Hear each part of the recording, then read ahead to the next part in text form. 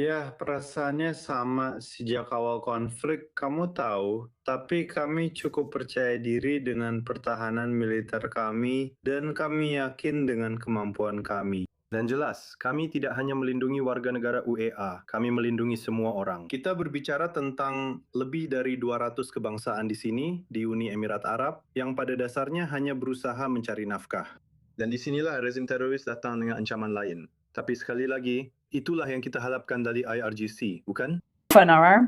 Ya, kamu tahu, Iran jelas-jelas mengancam Bandara Dubai dan Abu Dhabi, serta Pelabuhan Jebel Ali. Infrastruktur ekonomi yang menjadi dasar seluruh UEA pada dasarnya sedang diancam oleh Republik Islam.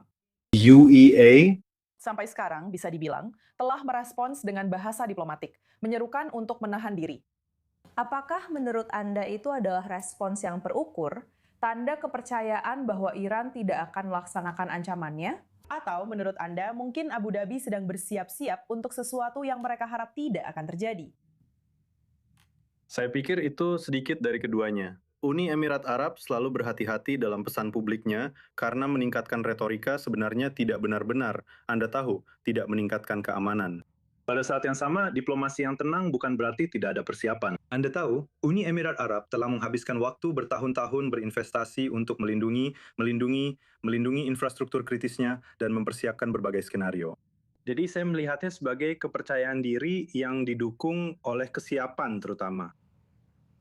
Sekarang, Uni Emirat Arab telah bisa dibilang sangat berhati-hati selama konflik ini.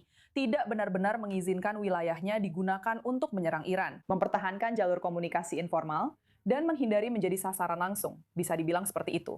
Meskipun, jelas, kita tahu itu. Uni Emirat Arab sebenarnya adalah yang paling sering diserang oleh Republik Islam dalam gelombang konflik sebelumnya, bahkan lebih dari Israel. Iran yang tetap mengancamnya menunjukkan bahwa mungkin netralitas itu ada batasnya. Jadi, saya rasa pertanyaan saya untuk Anda adalah, apakah Anda berpikir strategi Uni Emirat Arab untuk tetap netral pada dasarnya sudah berakhir pada titik ini? Dan apakah kita akan melihat reaksi yang lebih serius dari Uni Emirat Arab kali ini? Saya tidak berpikir begitu. Strategi Uni Emirat Arab tidak pernah tentang menjamin, Anda tahu, kekebalan. Itu tentang mengurangi risiko sebanyak mungkin dan menjaga saluran diplomatik tetap terbuka.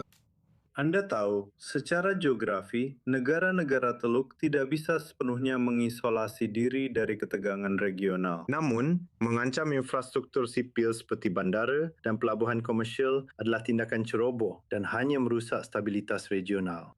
Jika Iran tetap mengeluarkan ancaman, itu lebih menunjukkan upaya Iran untuk meningkatkan tekanan daripada pendekatan Uni Emirat Arab. Saya punya pertanyaan singkat untuk Anda.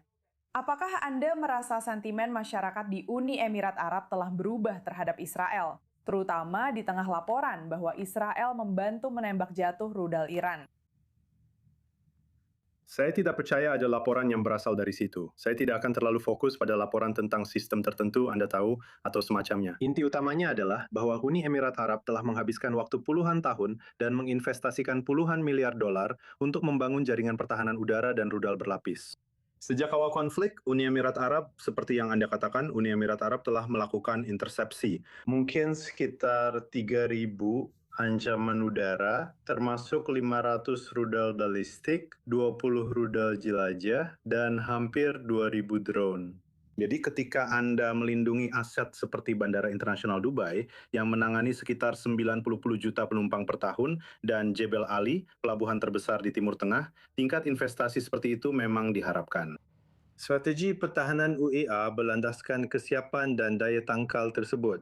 Poin pentingnya adalah bahwa UEA telah berinvestasi selama bertahun-tahun untuk memastikan mereka memiliki kemampuan untuk melindungi rakyatnya, infrastrukturnya, dan ekonominya.